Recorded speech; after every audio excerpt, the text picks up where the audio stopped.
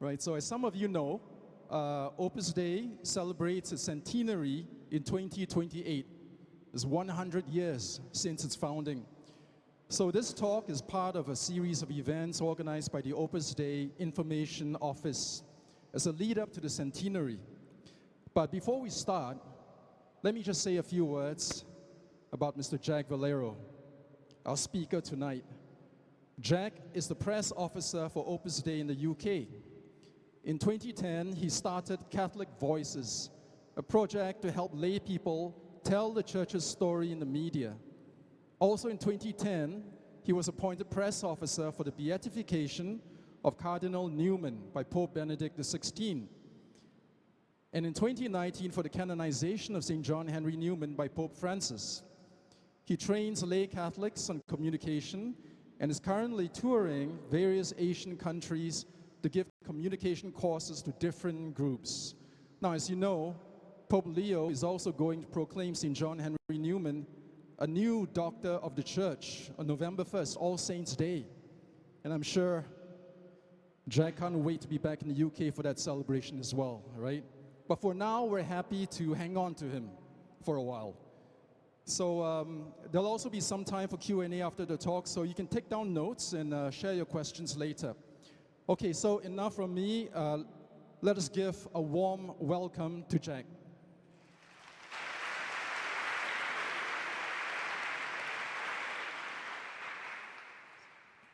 Here. Hello. Good evening. It's wonderful to be in Singapore. I've never been here before. And also to be in this church, which celebrates its 200 years. And it's the nicest church in Singapore. I've been told to say this at the beginning. So anyway, when in Britain they were discussing leaving the European Union, one of the selling points to try and convince people to do that was, then we can be Singapore on the Thames. I didn't understand exactly why, but obviously it was something good to be Singapore. So here I am, trying to see all these wonderful people and wonderful country, and it's great. Anyway, as it was mentioned, on the 1st of November, St. John Henry Newman will become a doctor of the church. This is the most exclusive club in the church, you know, because you've got, over history, you know, tens of thousands of bishops, thousands of cardinals, 267 popes, but only 37 doctors of the church, because they have been important people who have taught us things that are important to us. And this man who lived in the 19th century, who's an Englishman who lived in the 19th century and wrote many books and talked to many people, I just wanted to tell you one thing about him to do with this talk, which is that when he became a Catholic, he was a very, very important man in England at the time, in 1845, halfway through his life.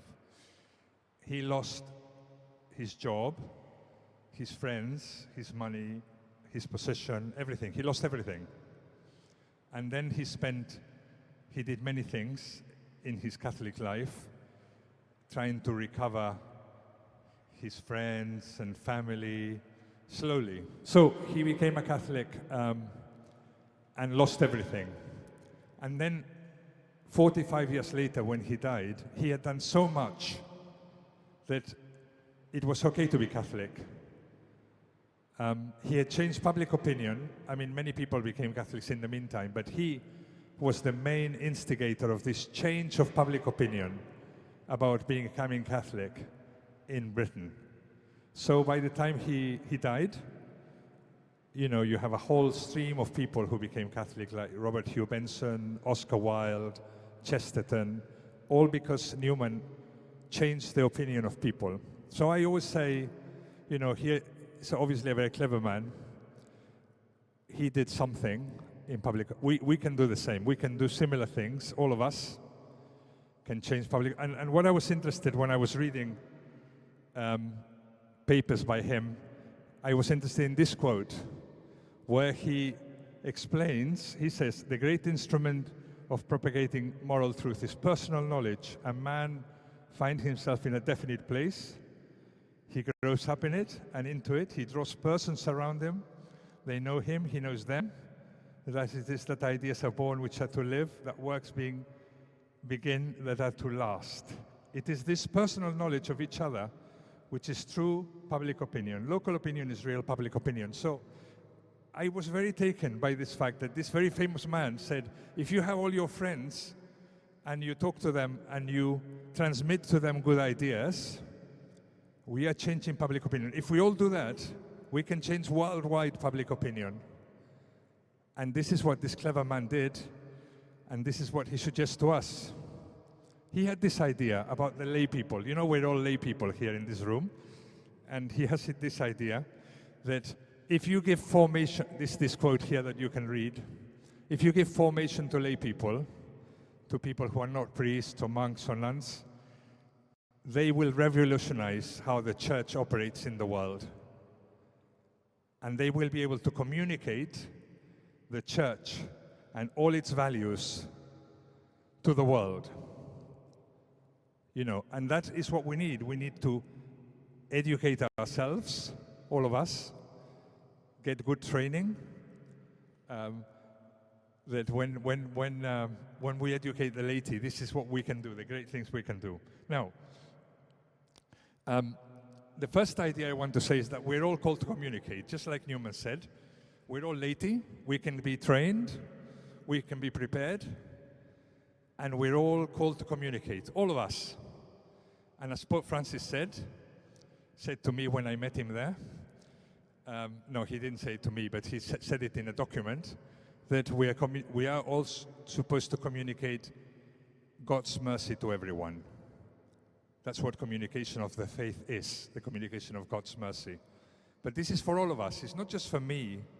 I'm going around Singapore, Manila, and other places giving courses on how to communicate. But my main message is you can all do it. Everyone here can do it. And we're all called to do it. What's wrong? So, we are all called to communicate. And one way to communicate, which is what we found from Catholic Voices, was through controversy.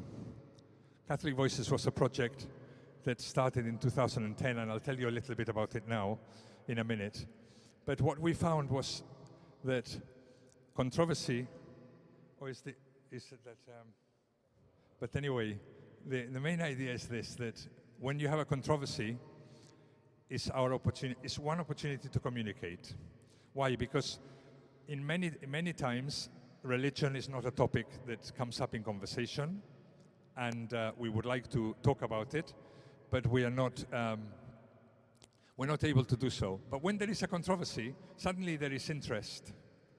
And I always say to people, well, when a controversy arises, don't just try to hide away or survive it, but use it to tell your story.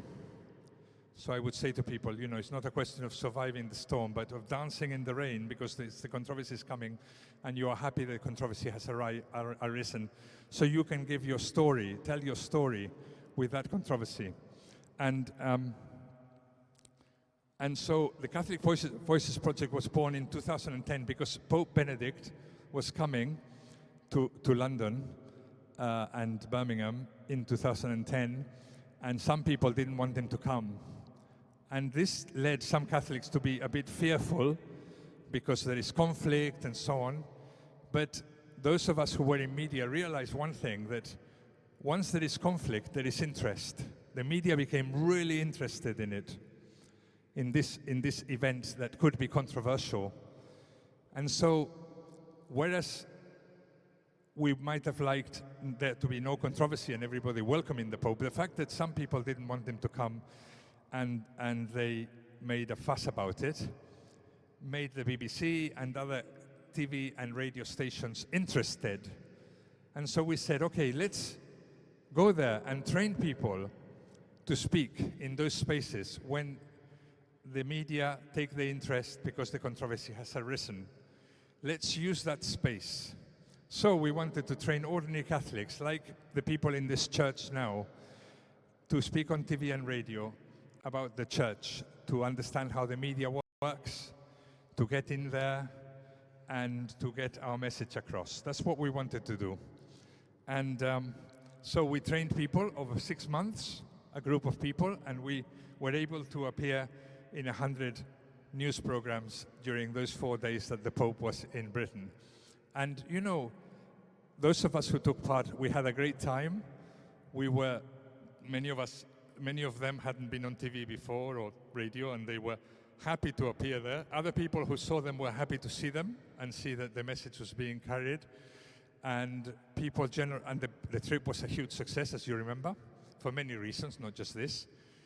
And what we learned was that this was an opportunity to communicate a positive message, starting from a controversial angle, okay? And this was a very good thing that we learned at that time.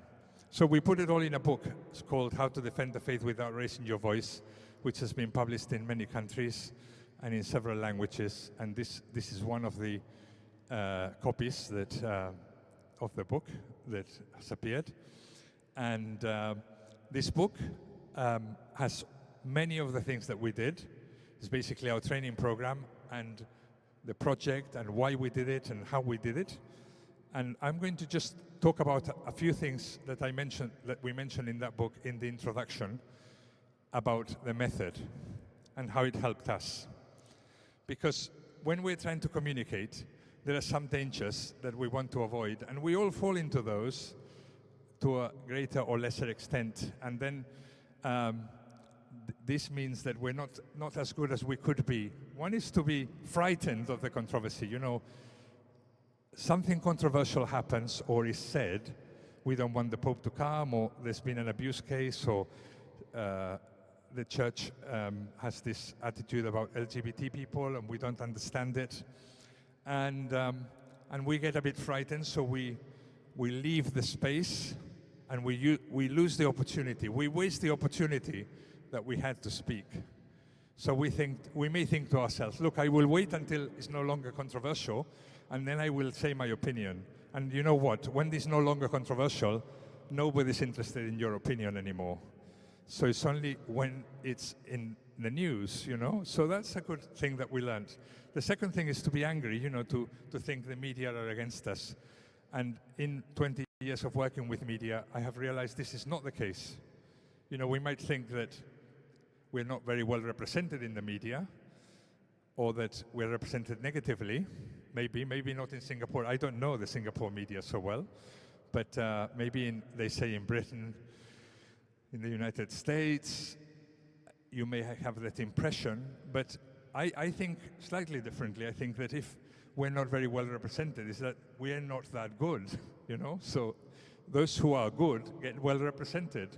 So I say to people, you just need to be better. You know, it's good. We are several hundred people in this church tonight. If we can get several hundred people to be better, the communication of the church has improved so much already.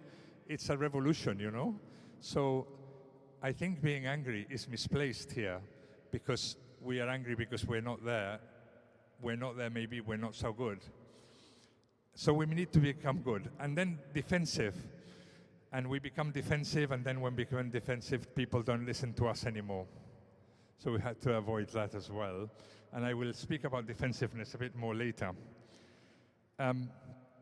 So now let me tell you a little bit about the method that we taught people in order to, because what we wanted to communicate very well about the different topics that came up.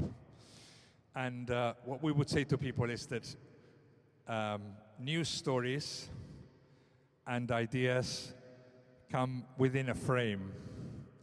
And this frame is what people are thinking about you. And they are thinking, if some Catholic story, Catholic controversy arises, which is what we're going to use to communicate, maybe the frame is negative. And then we need to think what it is.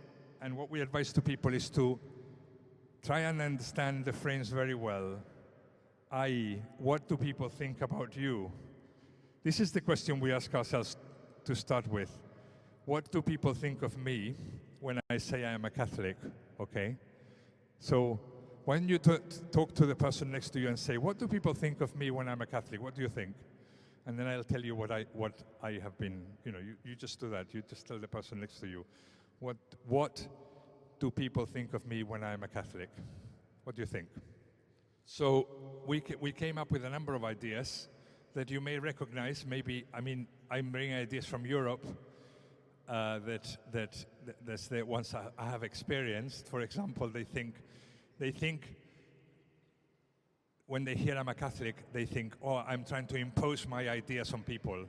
I impose my morality. Maybe they think that.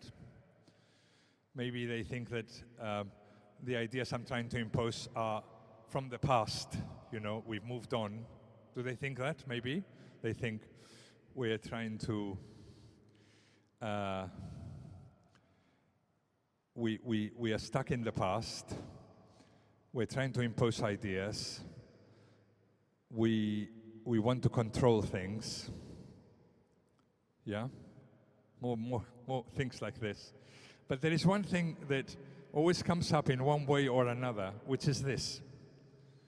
That we seem to be more concerned about our doctrine, reputation, or possessions than helping people.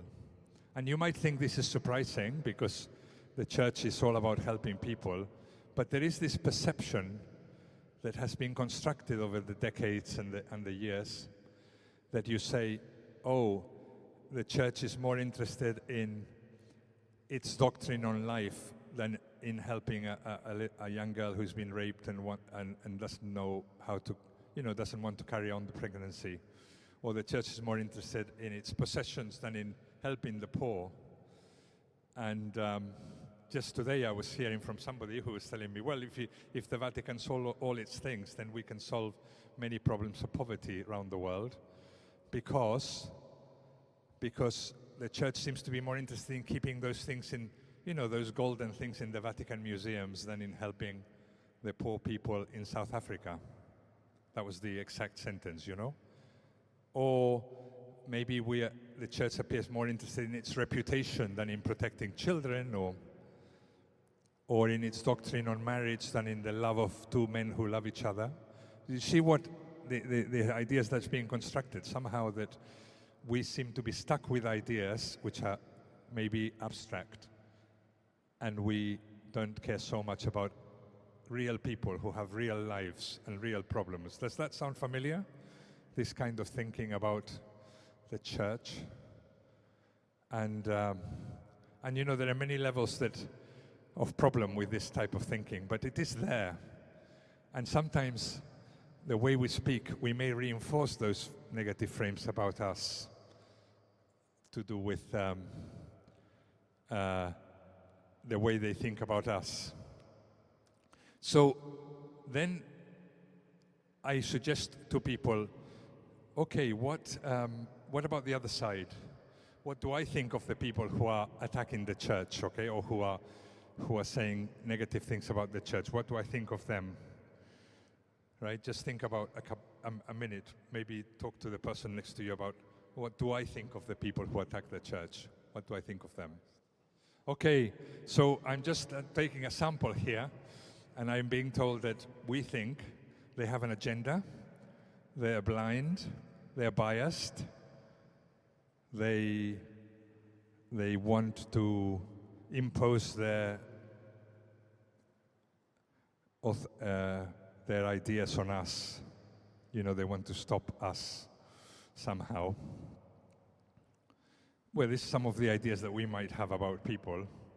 And then the way I summarize this is that it's like a mirror, that sometimes we think about them, what they think about us. And this is very interesting. And it makes me reflect, and comes to the most important part of what I'm going to say today, which is that the criticisms that are made of us are appealing to values that we share, that come from us, that are Christian, So, and this things that don't, and it's a value that we share, you know, that we say, the church is more interested in its possession than in helping the poor. You could say, well, behind that there is a value of love for the poor, which is one of our great values in the church, right? Love for the poor. Or the church is more interested in its doctrine on life than helping the girl who is in trouble. It's the value of compassion, which is the value that the church preaches. And the church is more interested in its doctrine on marriage than on the love of two men. The value of love, which is love is at the heart of Christianity, and so on. So it seems to be the case that we are appealing to the same values, you know, that the people who most criticize us look for the same things that we look for. In very simple terms, we actually agree on what's really important. And that's why they criticize us, because they think that we are not actually getting those things that we say we want. And so what we taught our team on changing the frame or reframing or whatever was to do these three things, you know, to think about when there is a controversy, to think, well, what are they thinking of me? What is the frame in which the church has been put in this particular topic? What do we hold in common? What is the positive value behind what the other people think? And then, what do I want to say? What is my message? So I have frame, shared value, and message. And you know what we try to do when we communicate, if we're not so good, or what I used to do all the time before, is I have my messages because I have attended many classes and read many books, so I had all my messages ready, and I was trying to be clever. When something appeared, I would give my message. And now I think, well, no, I need to do something before that, which is listen carefully and understand what the other person is thinking of me, and finding that common ground and going there and starting my message from there. And then what I achieve is the connection and the attention, and also the communication, which is not confrontational, which is, I'm sure, that what you all want to do in Singapore, because that's the character that I have seen, and I've only been here 3 days, and it has come across very strongly. And that's what we want. We want both to be very connected to people, and at the same time, we are concerned to say the truth as it is. But the truth is like a diamond. Pope Francis used to say, you know, I want to tell the truth, but the truth is like a diamond. It's beautiful to look at if I show it to you, but if I throw it at your face, it's very cutting, you know? So when I hear somebody, I need to tell the truth, I immediately get a bit frightened that he's going to throw it in my face and cut me. But to show it to me, that's wonderful. So, and I do mean the full truth and nothing but the truth. I don't mean some sort of watered down version of what we believe, but you know, the full truth of what we believe through the common ground that we share with everyone else. And that's why the courses need to be several days long, so that we can learn to do that with all the topics. That's why the book tells you this principle at the beginning, but then it explains to you how to do it in practice and in every topic, and go through every topic. And you know, surprising thing is it works in every topic.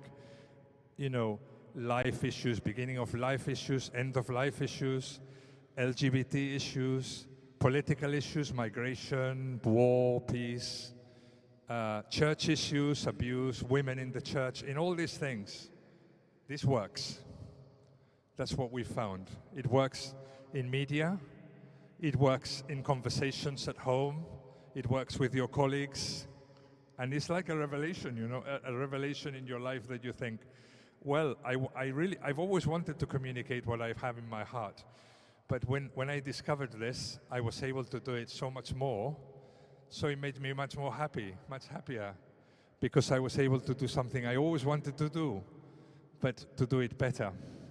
So, and I just wanted to give you 3 examples of these 3 things, of the frame and the shared value and the message. You know, when we started Catholic Voices, if you remember, there was the Pope was coming to London, and some people didn't want him to come, so they were very influential, and they were only 50 people, but they were all well-known, famous people who got together, and they had this meeting a week before, and they said, well, will a Catholic come to hear us? And so we heard of this, and we sent one of our members of Catholic Voices to this meeting, where he sat for an hour listening to all the groans and gripes of these people against the Pope and the Church. And we don't like the Pope because of this, and we don't like the Church's attitude in this area and in that area, and this Pope seems very conservative, not in tune with British values, whatever that means. And the guy who we had sent listened to all this, and then he had tried to understand the frame, where they were coming from, and then at the end they said, oh, you are here, what do you think? And he got up and said, well, he thought that, you know, in the normal course of events, you would boo him out of the room and kick him out. But he stood up and said, look, you have talked about several topics here. These are real issues. I agree with you that this is a problem, and that's a problem, and population is a problem, and women in need is a problem, and all this is a problem. And we need to study. My solution is different from yours. We have a solution. The Pope is coming here to listen to all of you and give a solution for our country. And so, and of course, they all listened to him. They actually asked him for his address, for his telephone number to be in touch. And they had planned 4 protests. They canceled the first one in the airport because they had realized, well, we are going to do 1 protest, but we don't need so many. But I think that the key thing here was somebody trying to understand what the other person is thinking was really amazing. Then I remember another time when we were going through the training, and when we got to the topic of abuse, which has exploded all around the world in different countries, and we invited somebody who had been on television saying that he had been abused and so on by a priest, and he talked to us, and we listened to him. And you know, in this topic, which I'm not going to cover today, but the common ground is that we all want the same thing. We all want this to stop. We want perpetrators to be punished and victims to be helped and recompensed. We want this to stop. And he told us we want this to stop, and we wanted it to stop. So actually we finished the meeting thinking we are absolutely 100% in the same place in this. So in the next day there was a document from the Pope saying some new rules that he brought, and they called us to the news on BBC TV and BBC News, and we sent a lady called Fiona to speak, and what her surprise was when she arrived at the studio that the other person against her was this person who had given, the victim who had given the talk to us the day before, you know. And so the presenter said, you know, I suppose the presenter wanted to say, you know, the victims want one thing, the church wants another. There's going to be conflict here. Conflict is good TV. So she said, the presenter said, well, you know, we have these new rules, but are they going to make any difference? And then Fiona explained, well, what we want is for this to stop. We want perpetrators to be punished. We want victims to be recompensed and helped. We want this, that. And so this is a step in the right direction to get there. And then they said, well, what do you think, Peter? Thinking Peter would say. And Peter said, surprisingly, I totally agree with Fiona. Oh, okay. And then, so then they asked Peter something else, and he explained, and then they asked Fiona, what do you think? And he said, oh, I totally agree with Peter. And so we had to finish the news piece very quickly because everybody agreed with everyone else. But in fact, it was the truth. The truth is, the deep truth is that we all agree. And so it's interesting that the common ground is very strong in many topics, and in particular this one. So this works with other topics, perhaps not so strikingly. And finally, I remember when a priest came out said he was gay, and then he lost his job in the Vatican, and they asked us to send somebody to a program on BBC Two, on one of these chat shows, and they had several people, and we sent a young lady, and the story, what are people thinking? The people thinking that the church is homophobic, and therefore that's why if this priest says that he's gay, then he's going to be got rid of, and what's the common ground, the dignity of the person, but also the fact that you have to be consistent with what you say and so on. He had made a promise. He had said that he would live this life, and he didn't. So anyway, she went, was very happy. She was given 3 minutes to speak. We prepared the thing. And to me, it was amazing, and it's on YouTube, so you can watch it there, this intervention, where she was able to explain why the priest is celibate, and why celibacy of a priest is not the denial of love, but is the call to love many people very intensely, and how that, when lived properly, leads to great happiness for everybody.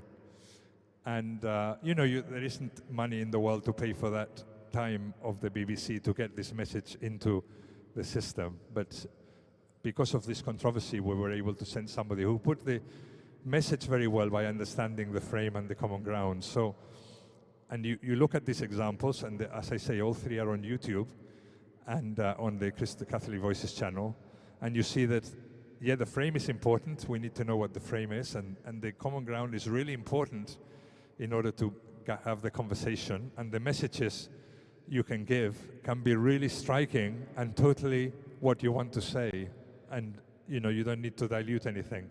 So that was very good. And we always also said this, we were taught by the producer this saying, which those of you in media who have any contact with media will know, light not heat, that we in our explanations are seeking light from people, and as we are getting to the messages through the common ground, we can give a lot of light, and we don't need to increase the heat in the discussion, but we do need to know a lot. And knowing a lot means not just knowing a lot of our doctrine, which is really important, but also reading the newspaper and the news and finding out what people are saying about the church. And maybe you think, well, they're not saying very much, but in fact, things are there.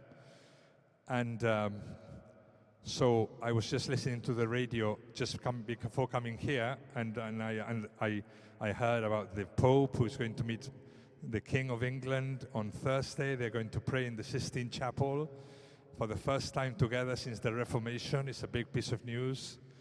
And this was reported, and this was also in the main newspapers. And this is an opportunity to say something, because it's being talked about. So if I hadn't listened to the radio or read the newspaper, then I wouldn't know that, and I would miss the opportunity to say something interesting to my friends or whatever. So we give light by being well prepared and being well informed. And also, I also say to people, communication is about witnessing of who you are, and I feel I need to communicate I am a Catholic. And as a Catholic, I do believe in marriage, but before believing in marriage, I believe that I need to love God above all things and my neighbors myself. That seems to be a much higher belief in my life. And so when I speak about marriage, I need to speak in a way that shows that I want to love God above all things and my neighbors myself. And if I don't have this love for people, then my communication is poor on all other topics. So really what I'm doing by speaking is witnessing as to who I am. And all of you here can witness in the way you speak to your friend, to your colleagues, your family, and so on, about these things, about who you are by the way you speak. And so it's a witness. So we're not trying to win anybody. I remember I was giving a talk like this, and then afterwards, because by that time I don't appear on TV now anymore, but I used to appear a bit on controversies on the church. And then somebody from one of the questions was from somebody, how many people have been converted, you think, from your action?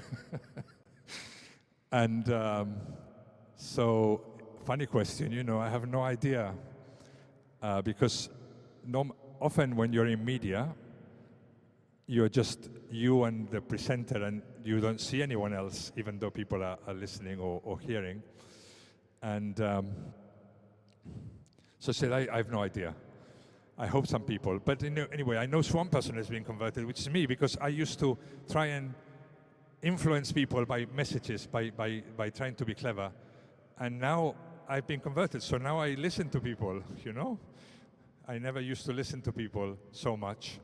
Now I listen to people and trying to understand how to connect, because we have so much in common with all the people. And that's, I think, important in our witness, you know? So I'm not worried about how many people are converted, even if in my own family or friends and so on, I'm communicating with them and with the love of God, and then leaving it to God to do. So it's not to. So that's not the target. The target is to do a good job myself, and this you can all do. You say, well, I've never convinced anybody, but that's not the point. The point is whether you're communicating. So in the book, and we have these 10 principles of communication, and I've spoken about the first 3, or 3 of them. But the rest are also in the book and are also in the web. You know, if you Google 10 principles of communication of Catholic Voices, you can get these 10 principles explained and how they work and how they help you in being good and better at saying things about the faith. So to analyze a topic, I recommend this, you know, that we look at the frame. What does the other side, the journalist, think of me, of us? What is the positive intention, the values we share? And what is my message in 3 points? And this is what the course is about. This is what communication is about according to our method, which I've already said, but in summary, is this. So what I wanted to do is, does this work? I mean, there are many examples, and as I say, we have a book. I've just given a course, which has been 8 hours, 9 hours of work, of examples and so on, and some of you have been here, have been there in that course, some of you. And, but I'm just going to take one example, which people say, well, the teaching on chastity of the Church is in dispute. And so I want to know whether we think we know what people are thinking and whether there is any common ground. Okay, so let's try to do this. What is the frame? What is the frame? So could you want to talk to the person next to you and see what people are thinking about the Catholic Church's teaching on chastity? Okay, so maybe you have had some ideas.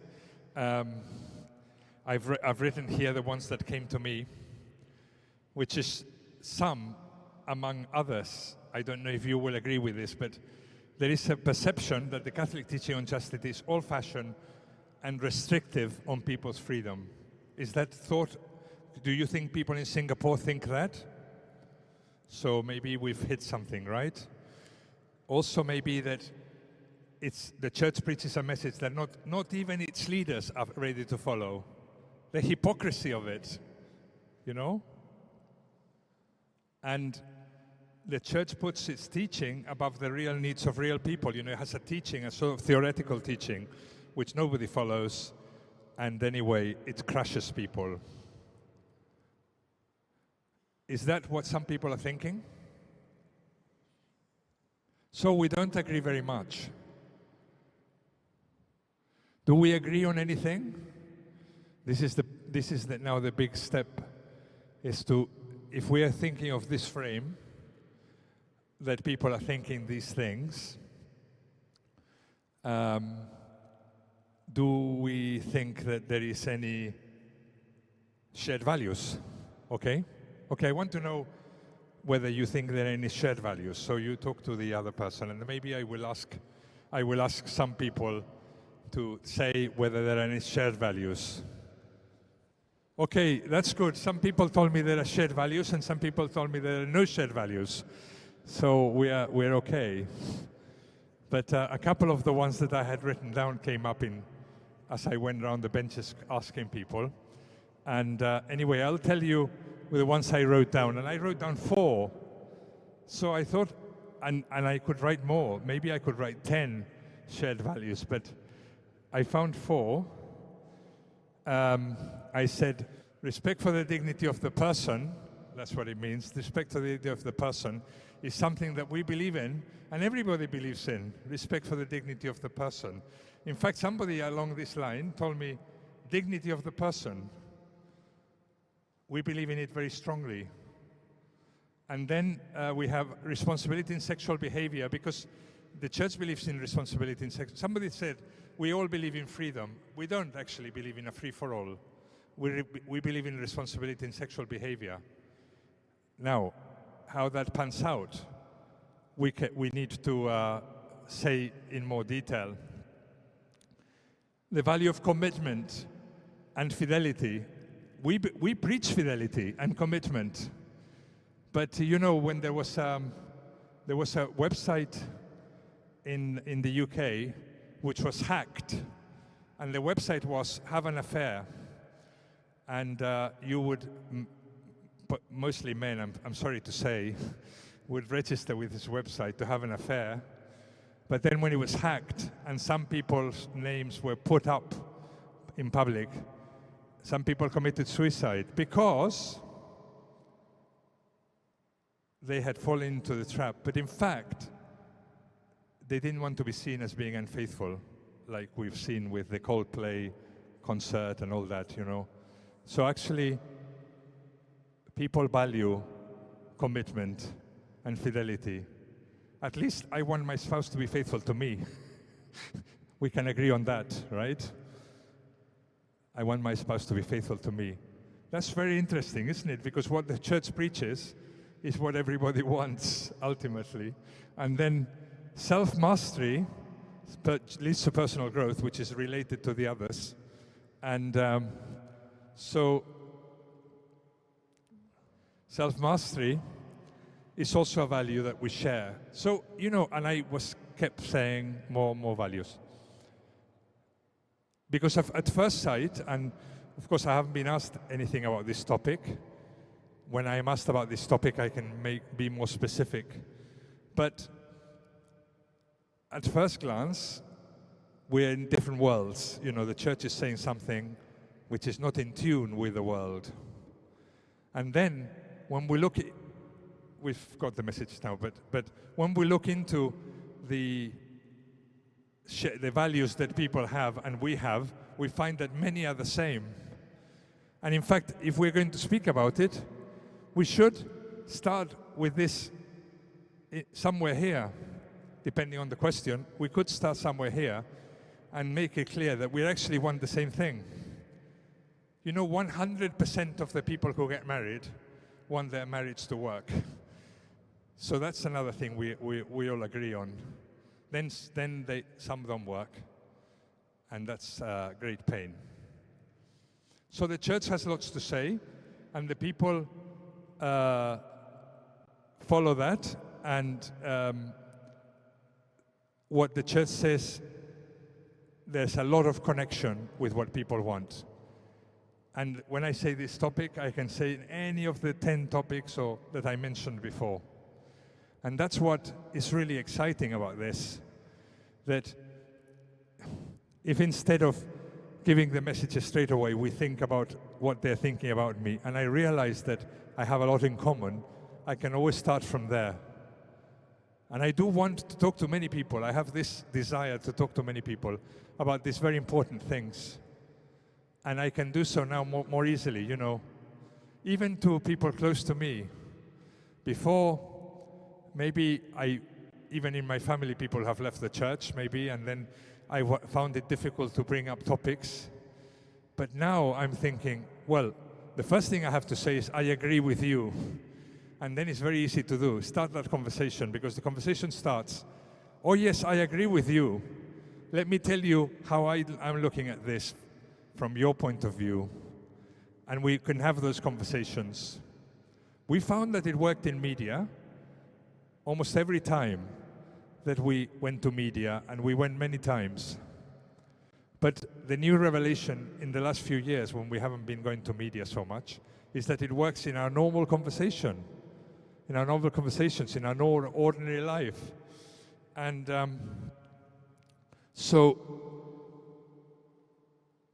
it works for us, and I recommend it. You know, what I've tried to say today is this, that when there is a controversy, this is your great opportunity. And a controversy of any kind could be in the news, could be in your family, could be something somebody says, could be a story. When there is some controversy, there is an opportunity to communicate your message. And so to welcome this controversy, this opportunity to give thanks to God that this has happened to you, that this controversy has arisen. Then, in order to give our message, we need to come out of the frames where they have put us. If we don't come out of the frame, we will not be listened to. It will be the same old battle as before, where we are talking over each other without communicating anything. And to come out of the frames, we need to find the common values, the common ground, and start our reply from there. And as I say, this method that was developed from media and that works, and whenever we have exercises, it's always surprising how much it works when you sit in front of a camera and describe it, and talk about a topic. But as I say, the discovery is that it works in ordinary life, and this is what I would like to leave you with tonight, that this simple method that I've explained, which takes time to practice and to do well, is worth it. And it's worth it, and it allows us this. This is the challenge: how to be really truthful to yourself and have integrity to say the whole truth, and at the same time to be charitable and love people. How to combine charity with clarity, because it's relatively easy to be clear, you throw the catechism at people's heads. Or it could be easier to be charitable by I'm very nice to people, I never tell them anything. And what this allows you to do, and this is what I find when I go around giving talks, that people really want. I really want to give my message in full, with integrity, but with charity. I want to do that. We all want to do that. And that, when you do it, it's wonderful. And you feel good, and the other person feels good.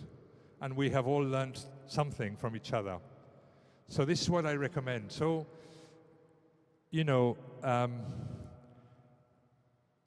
should practice. You should read a newspaper article which you disagree with, and you should say, which is on a moral issue or something, and what's the frame here? What are they thinking about me?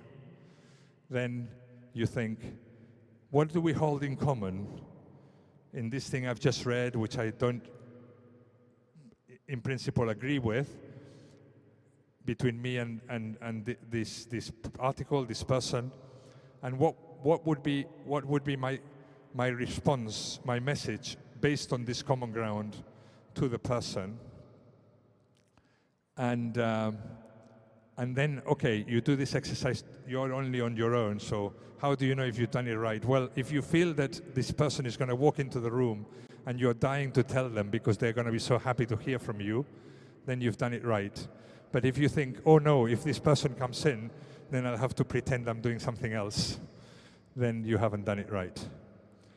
But you can practice with each other and with other people, your friends who don't believe in God. You practice and you have these conversations.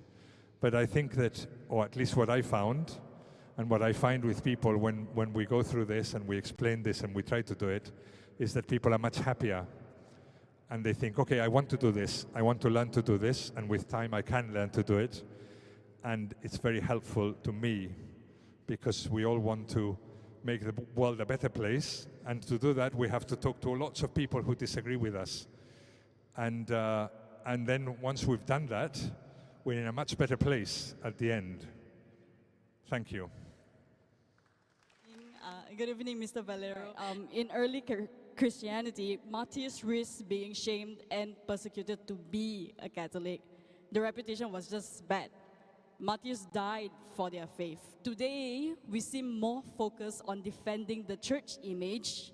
Do you think we have become too concerned of looking holy instead of being holy? Are we more concerned with looking holy because we defend the church rather than proclaim Christ, right? So I think that when I say defend the faith, I defend the faith or the church. I like better to say tell the church's story, because the church's story is the preaching of Christ, and the Pope Francis did it a lot, and Pope Leo has already started to do it, which is to put Christ at the center. So that's what we are preaching. So I think that we shouldn't defend ourselves in a defensive way, but what I've been trying to explain is that we can be moved by God, like the early Christians. I'm always thinking the early Christians didn't go around, they came from a backwater of the empire, and they didn't go around saying, you must not get divorced, you must not do abortion, you must not do this or that, even though the Roman Empire, where they landed, was a very immoral place. They just said, look, I want to talk to you about Christ. And they preached Christ, and then everything else made sense later. And I think this is what we're doing, because Christ actually, what he does is to worry, he's concerned with people, he's not concerned with rules, The frames are all about rules, and the Christianity is concerned with people. So I think that what I found with using the frame method or the reframe method is that it allows me to go to the heart of what I believe, which is that I need to love God above all things and my neighbors, myself, and that everything else follows. So I really liked Pope Francis speaking about the church as a field hospital where we are all hurting, and that's where we are helped, the field hospital. Nobody's perfect, and the love of God. Once you understand that God loves you, everything else falls into place. To me, that is a very, very strong thing in this method and in Christianity. Yeah. So the question was that some people fall into the second step because they become defensive when they hear something, and so they cannot find the common ground. Okay, and also other people get angry when you say, oh, I hear you, I understand where you're coming from, and so on, all these cliches, okay? So I think we shouldn't say, I'm listening to you, or I understand you. We shouldn't do that. We shouldn't say it. We should do it. So rather than say, I hear you, which means I'm not hearing you, You know how politicians say, I absolutely will not try to be president. That means that they're going to try to be president, right? So when somebody's with me and says, I hear you, I'm thinking, he's not hearing me at all, you know? So I personally never say that because it's almost insulting. But we should do it. We should listen to people until we are absolutely sure we understand where they're coming from. And then try to get to the common ground. Now, people will get defensive. Why? Because your values are being attacked and you get defensive. And the idea of this method is to get you out of being defensive. The whole idea is you should get out of this. Don't be defensive. Because being defensive means you will not be listened to. Whatever, even if your message is very beautiful, you will not be listened to. So what's my recommendation? That you listen carefully without saying you're listening. You find the common ground without saying you're finding the common ground. And once you're sure, you open your mouth and you give your messages starting from the common ground, you know, saying, normally a good start would be, you know, I agree with this. I agree with what you are saying is a problem. My take on this problem is this, that the problem exists, and I have this approach to this problem, which is maybe different from yours, but we actually agree there is a problem.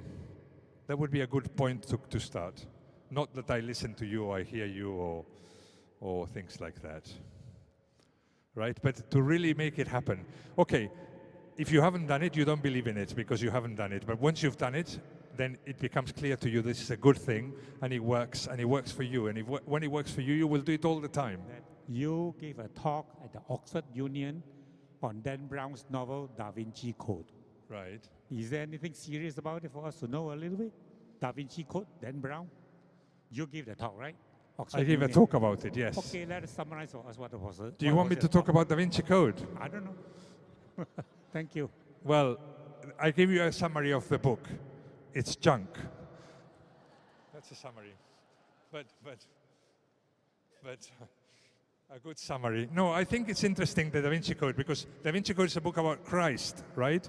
It sold 80 million copies. It's a novel, a fiction about Christ. And I always thought that if you really want to sell many, many, many, many books, you should write about Christ, because it's the most fascinating person in history.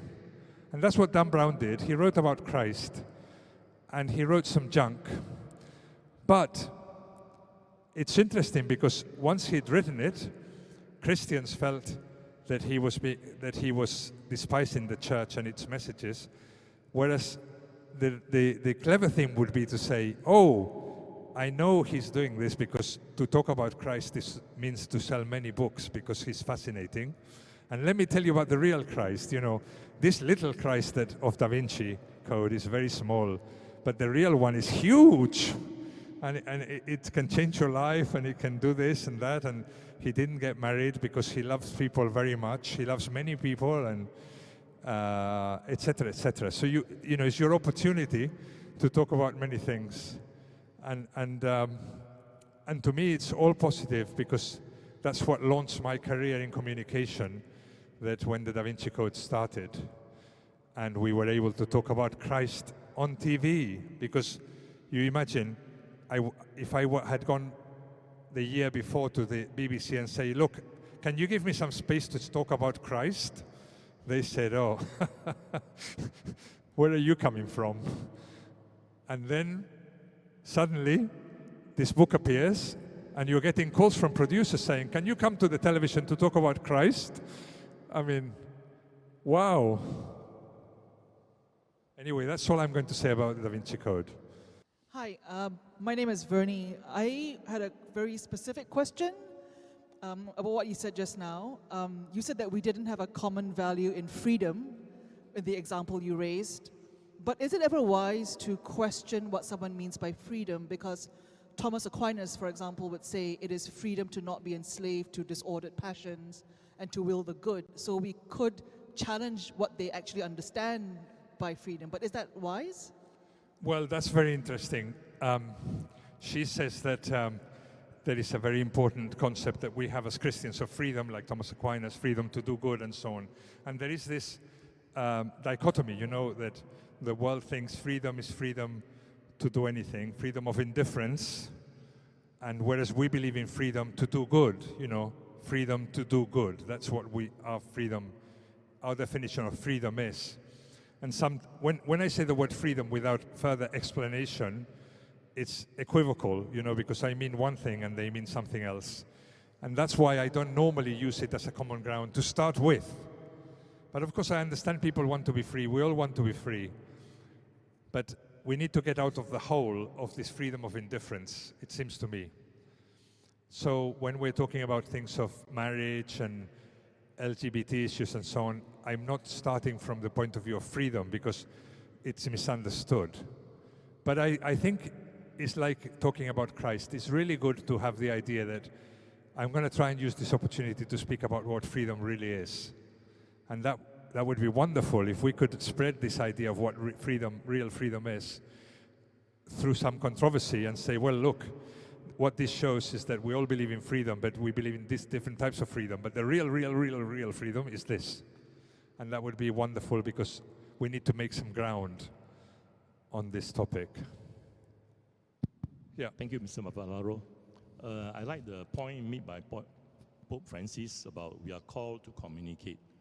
I'm sure many of us are in situations where we need to communicate to friends, relatives, who we have lost contact, who have broken up, and family members and many of these people. So I was just wondering how we can apply this framework to situations like this. People who we have broken up with for one reason or another, and who are not Catholics. Yes, and we all have them around us. I have them in my family, you may have them in your family, and it's very sad because maybe they were in the church before and now they're not in the church.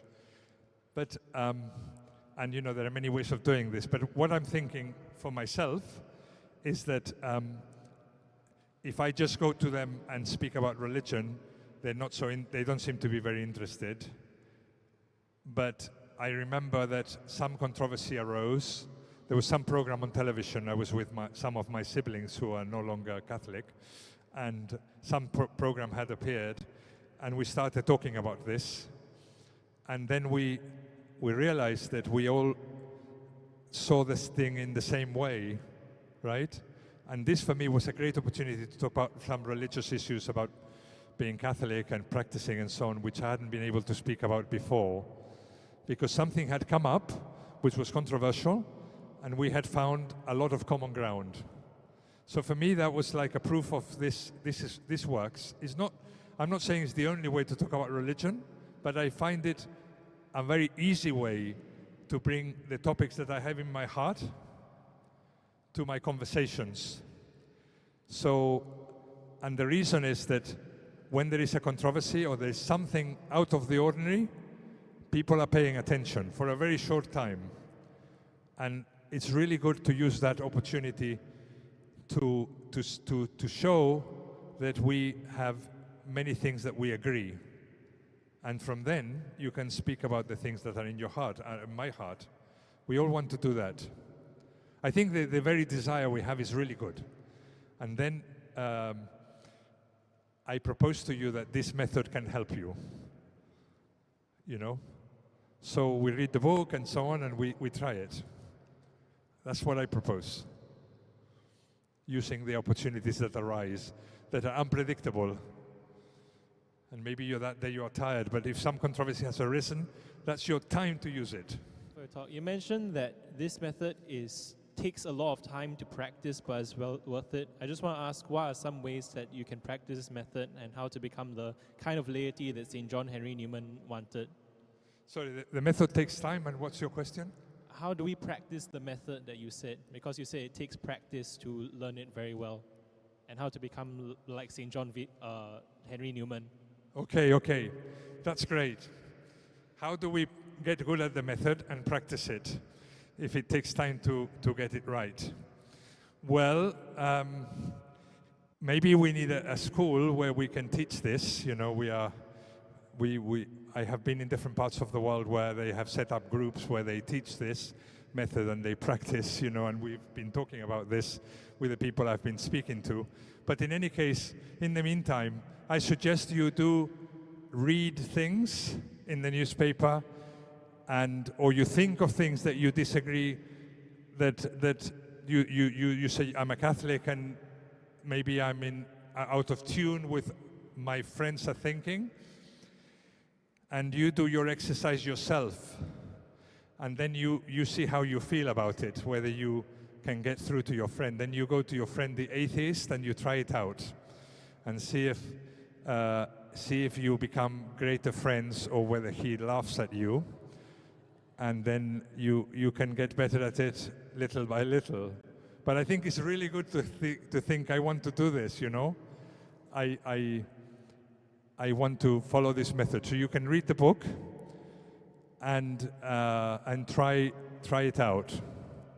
So there is an article that I wrote that's 20 pages long, which you can find in the web, which is how to communicate the Catholic position on homosexuality and gender identity. And in this paper, which you can Google it, and you can find it and download it, in this paper, the first 5 pages explain the method in great detail, what I've been saying today, but with examples. And then it applies that to LGBT, which is an issue that people find a bit more difficult.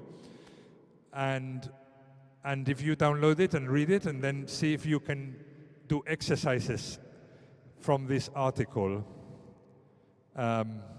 But I do think you should practice to yourself, you know, in front of a mirror or with a friend or whatever. We will now take the last 2 questions. Down here. Here. Good evening, Oh, Jack. this fell. Man, yes. Yeah, Just good evening, shout. Jack. My name is Armando. I've done some profiling. You have been the founder for Catholic Voices Global past 15 years. And you have been a press officer for the Opus Dei for the past 33 years. So my question is I'm not getting pretty this, straightforward. I'm not getting this, sorry. Could you hear me? Well, I can hear something, but I'm going to come to you. Sorry. To listen to you. But you wait. How long?